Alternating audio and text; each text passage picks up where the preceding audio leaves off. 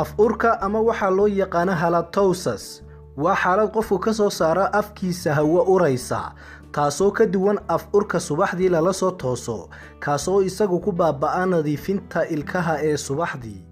sidaa darteed af-qurunku ma laha wax xuduuda umana kala sooco dadka da'dooda, noocooda iyo xaaladooda dhaqaalaba.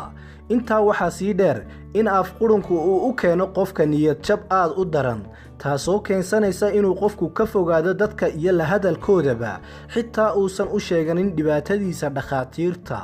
haddaba badanaa niyad jabka noocana waxay ka dhalataa in dadka qaba af-qurunka aysan dareemi karin dhibaatada haysata ilaa ay ka ogaadaan dadka kale mooyaane, kadibna ay keensanaysa arrintaasi inay ka go'aan bulshada kana doorbidaan kelinimada.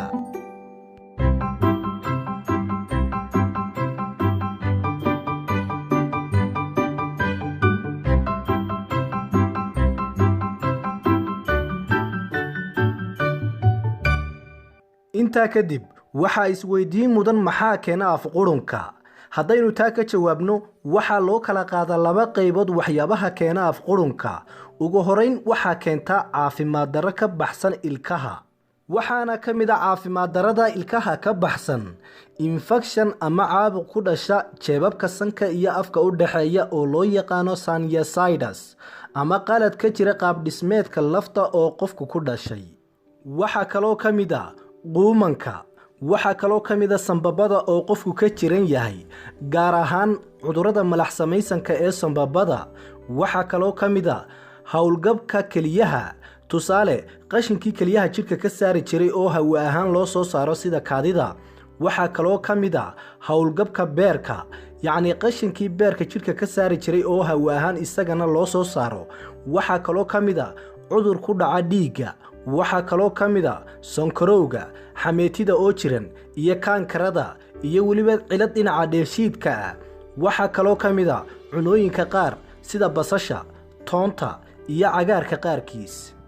dhinaca kalena xaaladda labaad ee keenta af-qurunka waxaa ka mid a caafimaad darro ka timid ilkaha, taasooy ka mid yihiin bololka ilkaha ama suuska, ciridka oo jiran, infekshan ilkaha gala iyo kaankarada ilkaha iyo weliba afqaleelka, taasoo daawooyinka qaar iyo cudurrada qaar ay keeni karaan afqaleelka iyo daawooyinka sanka lagu dhibciyo iyo xasaasiyadda caburka keenta iyo bakteeriyada hawo-la'aanta ah oo ku badata afka ama sanka. haddaba 90% waxyaabaha keena af-qurunka waxay ka timaadaa bakteeriyada qurmiska oo afka ku korta, taasoo ka dhalata cudurrada aynu soo sheegnay. waxayna bakteeriyadan quumanka ku samaysaa godad, taasoo qashin badan ay ku aruuraan, wuxuuna qofku dareemaa subaxyada qaar inuu tufo wax cadcad oo ur badan marka uu xaakoonayo. intaa kadib haddaba daaweynta af-qurunku maxay tahay? haddaynu taa ka jawaabno, si loo ogaado waxyaabaha keena af-qurunka waa in la helaa lana baadhaa haddii ay jiraan waxyaabo ama caafimaad darro ka timid xagga ilkaha. kadib ayaa loo gudbi karaa waxyaabaha kale ee keeni kara af-qurunka. sidaa darteed waxaad u baahan tahay marka ugu horeysaba inaad u tagto dhakhtar ku takhasusay ilkaha. dhinaca kale waxaa laga yaabaa inaad imika isweydiinayso waa maxay ka hortagga af-qurunka.